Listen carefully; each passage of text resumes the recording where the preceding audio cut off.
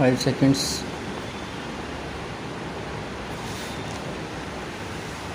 An integrated national education program, the Sarv Shiksha Abhiyan, has been launched for universalizing elementary education and a national mission constituted with the Prime Minister as chairman. The program aims to provide 8 years of quality elementary education for all children up to the age of 14 years in a mission mode with the thrust of community ownership, disadvantaged group and girls, quality education and alternative modes of education. All existing schemes on elementary education will converge with this scheme after the 9th plan, and it will cover all districts in the country by March next year. We are determined to maintain and strengthen our competitiveness in the field of technology education. A task force set up for this purpose under the HRD Minister has made wide-ranging recommendations to upgrade and expand this area of education. The Roorkee Engineering College will be upgraded into an IIT, and funding for IIT Guwahati has been stepped up to ensure its early completion. The base of IIMs to be expanded, regional engineering colleges are to be strengthened, and new institutes will be set up with public-private partnership. The role of the private sector will be encouraged. A new centrally sponsored scheme for computer literacy and studies in schools is being launched, and other initiatives planned for encouraging IT education from school, college levels. Last year, I announced the availability of 100% deduction from income tax of payments made to institutions for vocational education and training by the private sector set up in rural areas and small towns. I propose to make the same deduction available for payments to engineering institutions also. Mr. Speaker, Sir, I have personally experienced poverty and faced problems in pursuing higher studies. I therefore feel that no deserving student in the country should be deprived of higher and technical education for want of finances.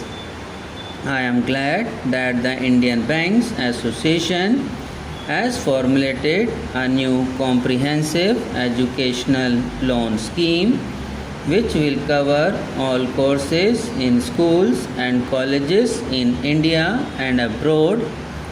Loans will be available under this scheme up to rupees 7.5 lakh for studies in India and rupees 15 lakh for studies abroad.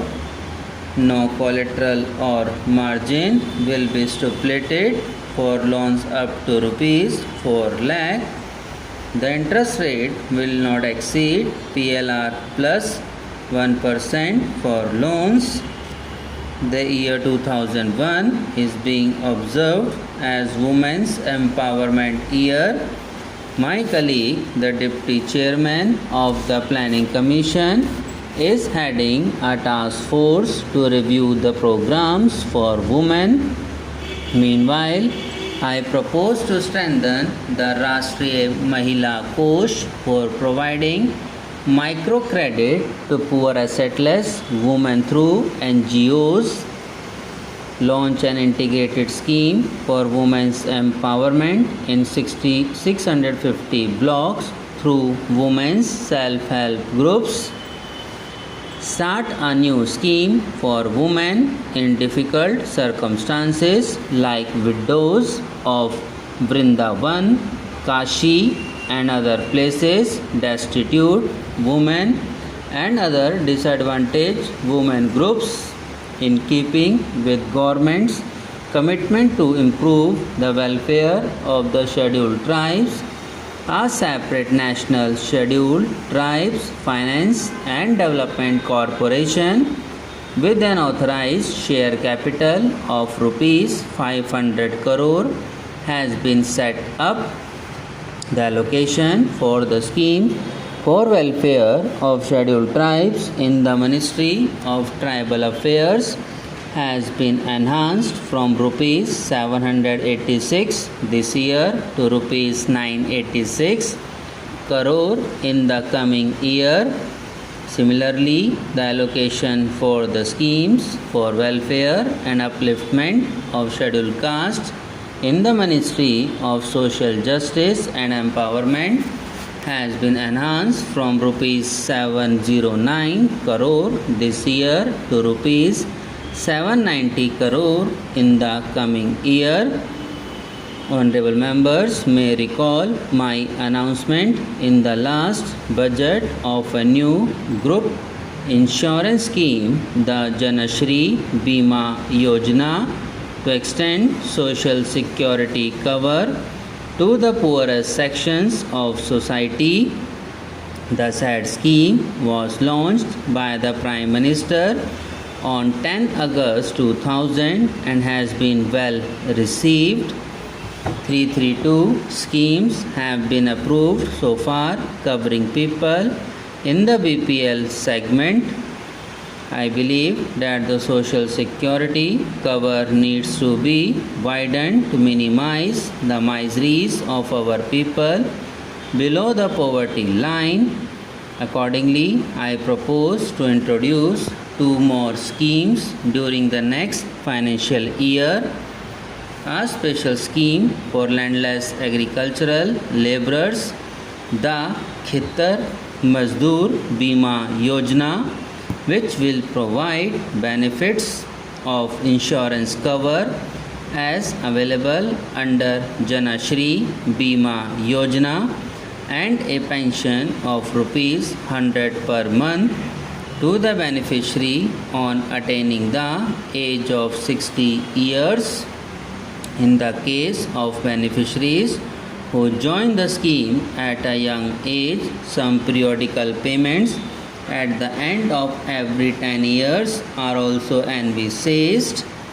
The beneficiaries will be required to make a small contribution towards the premium. A Shiksha Sahyog Yojana to provide an education allowance of rupees 100 per month to the children of parents living below the poverty line to meet the expenses of education during their studies from 9th to 12th standard. Now, subscribe now and press the bell icon. Never miss an update.